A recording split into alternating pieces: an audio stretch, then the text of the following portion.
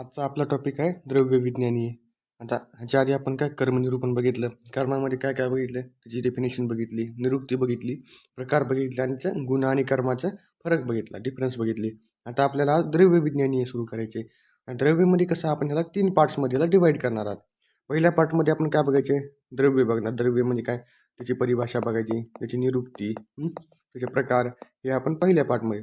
दुसऱ्याच्यामध्ये काय, आपण जे 9 कारण द्रव्य आहेत त्या 9 कारण द्रव्यापैकी कोणकोणते, ते 5 जे महाभूत, पंचमहाभूत, हे पंचमहाभूत बघणार. आणि तिसऱ्या पार्टमध्ये काय आपल्याला जे की आत्मा, मन, काल आणि दिशा, हे आपण तिसऱ्या पार्टमध्ये आपण हे असं 3 पार्टमध्ये याला डिवाईड करायचे. तर आज आपल्याला काय बघायचं, द्रव्य म्हणजे द्रव्य म्हणजे काय ते बघू. ओके, तर पहिली काय, द्रव्याची निरुक्ती. तर निरुक्ती काय द्रव्याची, काय म्हणतात, द्रवती गच्छती परिणामम इति द्रव्यम. काय म्हणले, द्रवती गच्छती, द्रव्य कुणाला म्हणायचं, जो परिणामाला प्राप्त होतो किंवा परिणामास जातो. गच्छती म्हणजे काय, जातो. कशाला जातो, परिणामास जातो. परिणाम म्हणजे काय, आयदर संयोग किंवा विभाग होईल. एखादा द्रव्य आहे, त्या द्रव्याचा काय होऊ शकतो, आयदर दुसऱ्या द्रव्यासोबत त्याचा संयोग होऊ शकतो किंवा दुसऱ्या द्रव्यासोबत त्याचा काय होणार, विभाग होणार आहे. मग द्रव्य कोणाला म्हणायचं, जो परिणामाला प्राप्त होतो. परिणाम म्हणजे काय, संयोग किंवा विभागाला प्राप्त होतो, त्याला आपण काय म्हणतो, द्रव्य म्हणतो. ओके, द्रव्य कोणाला म्हणायचं, जो परिणामास प्राप्त होतो किंवा कशाला प्राप्त होतो, आयदर संयोगास किंवा विभागाला, संयोग विभागाला प्राप्त होतो. म्हणजे एका द्रव्याचा दुसऱ्यासोबत संयोग झाला म्हणजे त्याचा कुणासोबत तरी विभाग होणारच आहे. ओके, आता आपल्याला द्रव्य का आलं, कुणाला म्हणायचं, जो संयोग विभागाला प्राप्त होतो त्याला द्रव्य म्हणतात. पण प्रश्न पडतो, हा द्रव्य शब्द आला कुठून, हा द्रव्य शब्द कुठून आला. तर काय म्हणतात की आपला जो धातू आहे, द्रुगतो, हा जो द्रुगतो आहे, या द्रुगतो धातूला कोणता प्रत्यय लागला, यत प्रत्यय लागला. द्रुगतो धातूला यत प्रत्यय लागून काय झाले, आपला द्रव्य शब्द बनलेला आहे. म्हणलं का आलं एवढं. निरुक्ती का आली, निरुक्ती काय होती, जो परिणामाला किंवा संयोग विभागाला प्राप्त होतो त्याला आपण काय म्हणतो, द्रव्य म्हणतो.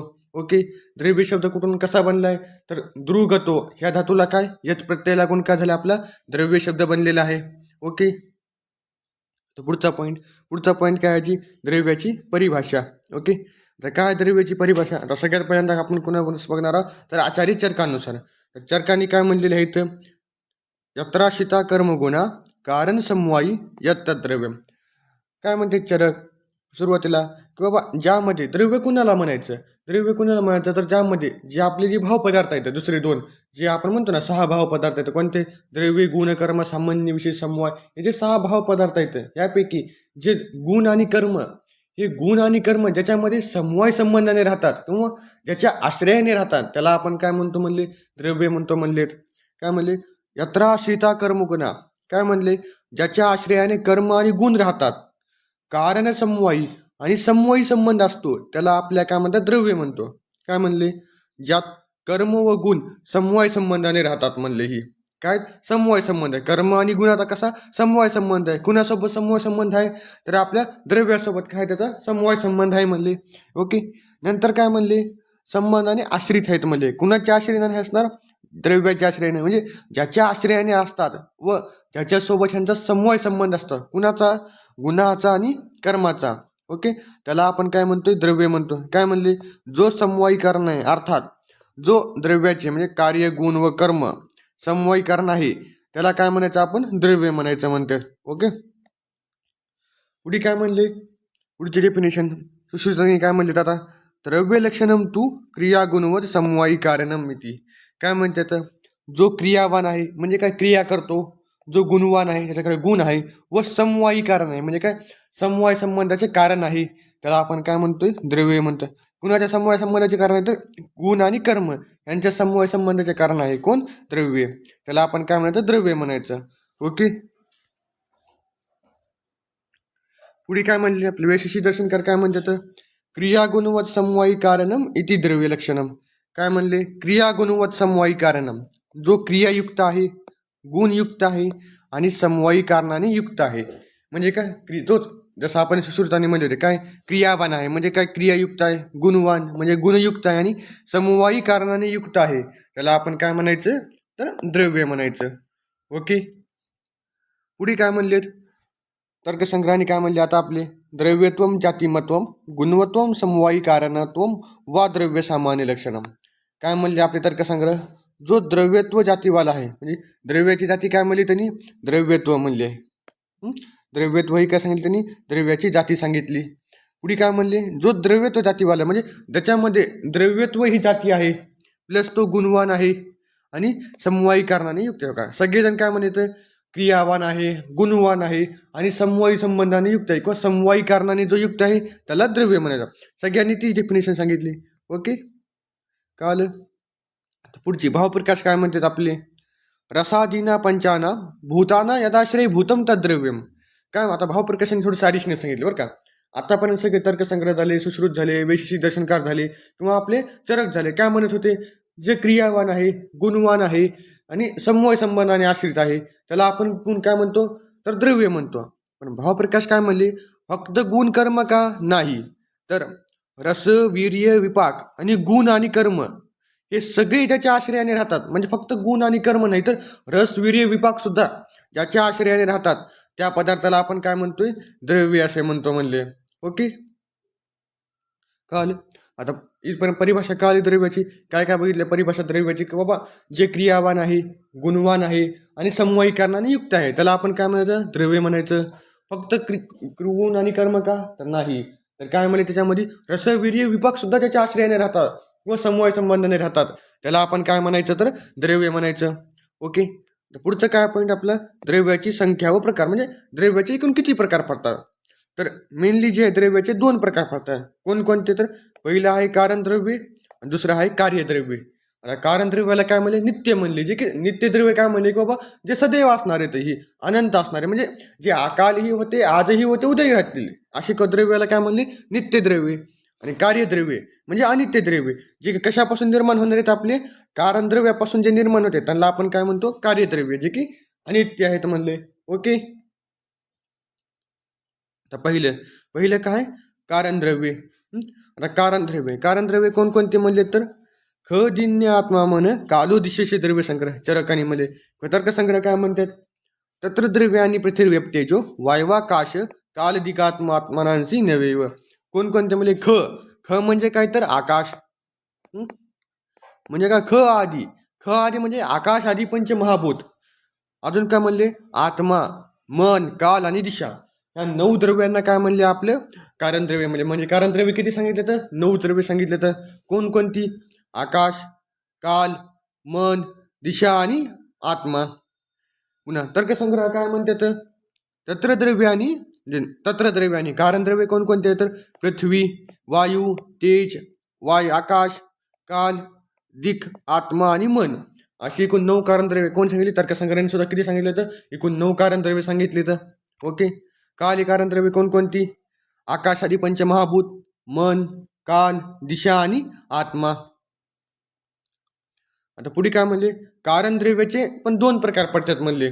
कोणकोणते 2 प्रकार पडतात म्हणले, पहिलं आहे मूर्त द्रव्य, मूर्त कारण द्रव्य, आणि दुसरं काय म्हणले, अमूर्त कारण द्रव्य. कारण द्रव्याचे मूर्त आणि अमूर्त असे 2 प्रकार पडतात म्हणले. आता मूर्त द्रव्य कोणाला म्हणायचं, तर सरळ काय समजू शकतात, की बाबा ज्यांचे मोजमाप करता येते किंवा ज्यांचे परमाणू जे आहेत हे काय म्हणले, विशिष्ट आकार व चलनात्मक कर्म असणाऱ्या द्रव्याला मूर्त द्रव्य म्हणतात. पृथ्वी, जल, तेज, वायू या महाभूताचे परमाणू व परमाणू स्वरूप मन या द्रव्यांना मूर्त म्हणतात. किंवा असं म्हणू शकतो की ज्यांच्या परमाणूचं मोजमाप करता येतं. ओके, काय म्हणले, ज्यांच्या परमाणूचं मोजमाप करता येतं अशा द्रव्यांना आपण काय म्हणतोय, मूर्त द्रव्य म्हणतोय. मग कोणकोणते आहेत मूर्त द्रव्य, पृथ्वी, जल, तेज, वायू आणि मन. म्हणजे काय म्हणले, आकाश सोडून 4 महाभूत आणि मन यांना काय म्हणले, आपले मूर्त द्रव्य म्हणलेलं आहे. ओके, अमूर्त द्रव्य काय म्हणले, ज्या द्रव्यांना परमाणू नाहीत, म्हणजे ज्यांचे परमाणू नाही त्याला काय म्हणले, अमूर्त द्रव्य. मग कोणकोणती आली, उरलेली 4. कोणकोणते उरलेले, पंचमहाभूतामध्ये कोण उरलं होतं, आकाश उरलं होतं. आणि बाकीमध्ये काय होतं, तर मन सोडून अकाल, दिशा आणि आत्मा हे कसे आहेत म्हणले, अमूर्त द्रव्य आहेत. म्हणजे अमूर्त का, तर ह्या द्रव्यांना परमाणू नाहीत म्हणले, म्हणून ह्यांना कसं म्हणले, अमूर्त द्रव्य म्हणले. ओके, आता पुढचा पॉईंट, पुढचा काय म्हणले, आपण कारण द्रव्य बघितले. आता काय बघायचं, कार्यद्रव्य. कार्यद्रव्य कशापासून बनतात, जे कारण द्रव्यापासून बनलेले आहेत. कार्यद्रव्य कशापासून बनतात, कारण द्रव्यापासून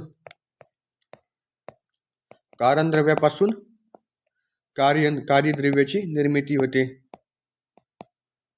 काय होते? निर्मिती होते. मग कोणकोणते आहेत कारण? आता कार्यद्रव्याचे पण किती दोन प्रकार पडतात म्हणले ही. कोणकोणते? सेंद्रिय चेतनम द्रव्य, एकच बरं का, सेंद्रिय द्रव्य किंवा चेतन द्रव्य म्हणजे काय? त्यांच्यामध्ये चेतना आहे, म्हणजे आत्मा चेतना त्यांच्यामध्ये अस्तित्व असते, अशा द्रव्यांना आपण सेंद्रिय किंवा चेतन द्रव्य म्हणतो. किंवा दुसरं काय म्हणले? निरिंद्रिय अचेतनम. कोणते दोन प्रकार? पाहिजे सेंद्रिय किंवा चेतन, दुसरं काय? निरेंद्रिय किंवा अचेतन म्हणजे काय? ज्याच्यामध्ये चेतना नाही असे द्रव्य. ओके, असे त्यांना आपण काय म्हणतो? अचेतन द्रव्य. ओके, काय म्हणले?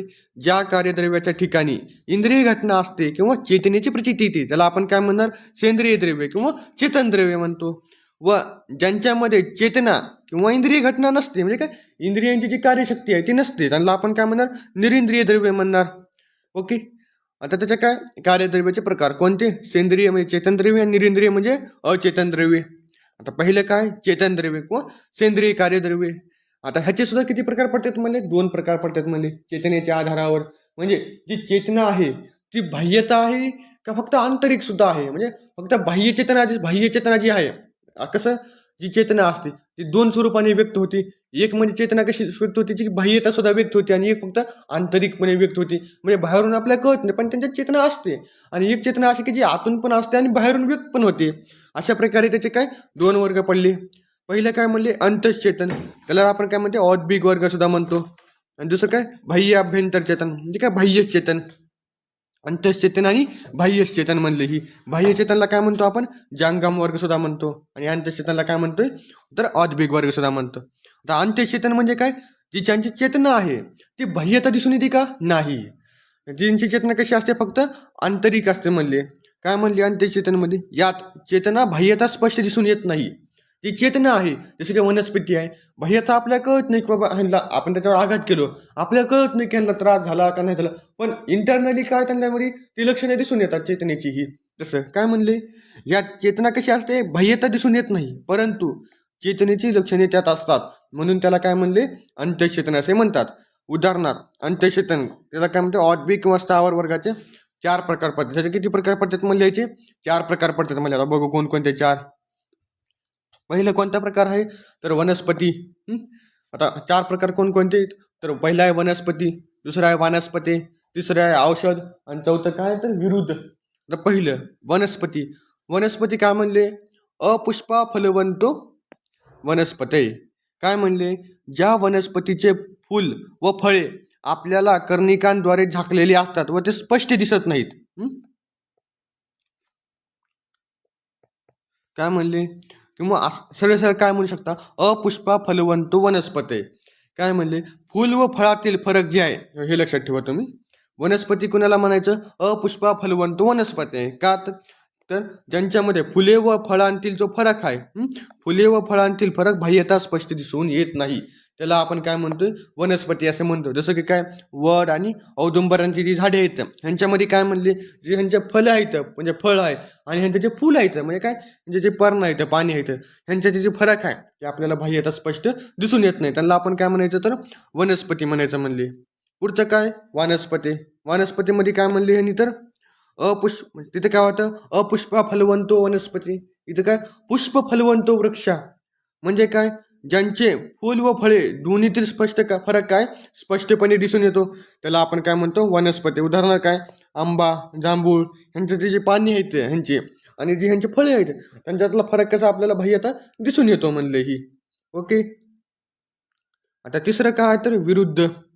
आता विरुद्ध कशाला म्हणले? तर रतानवत्ते स्तंभीनेशी विरुद्ध म्हणजे काय? जी लहान झाडे आहेत जसं की वेली झाली वगैरे ही, जे की कुणाच्या तरी आधाराने ग्रो होतात. म्हणजे काय?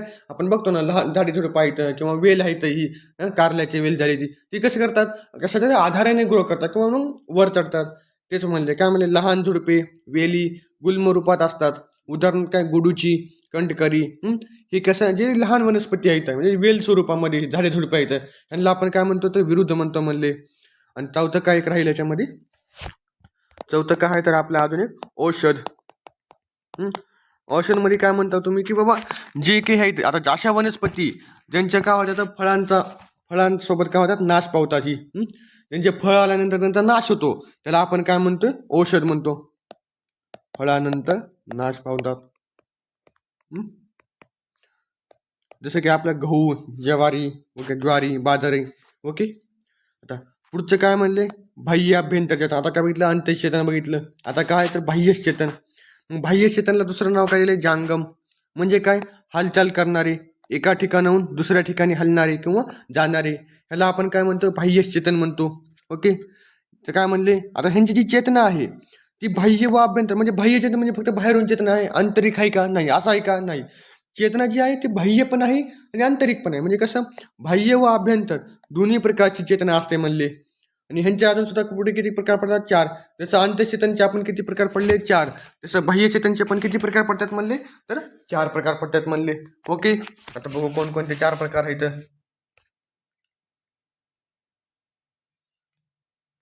तर पहिलं काय म्हणले, जरायुज. जरायुज म्हणजे काय, नावात जरा म्हणजे काय, तर आपली प्लॅसेंटा. म्हणजे त्याला आपण काय म्हणतो, अपरा. जरा म्हणजे काय, प्लॅसेंटा किंवा अपरा. म्हणजे जे प्लॅसेंटामधून जन्म घेतात किंवा अपरेमधून त्यांचा जन्म होतो त्यांना आपण काय म्हणतो, जरायुज. जसे की आपले मानव, मनुष्य योनी, आपण कशातून जन्म घेतो, तर प्लॅसेंटामधून जन्म घेतो, म्हणजे अपरेद्वारे जन्म घेतो. मग आपल्या समाज कशामध्ये आला, तर अपरा म्हणजे काय, जरायुजमध्ये येतो. ओके.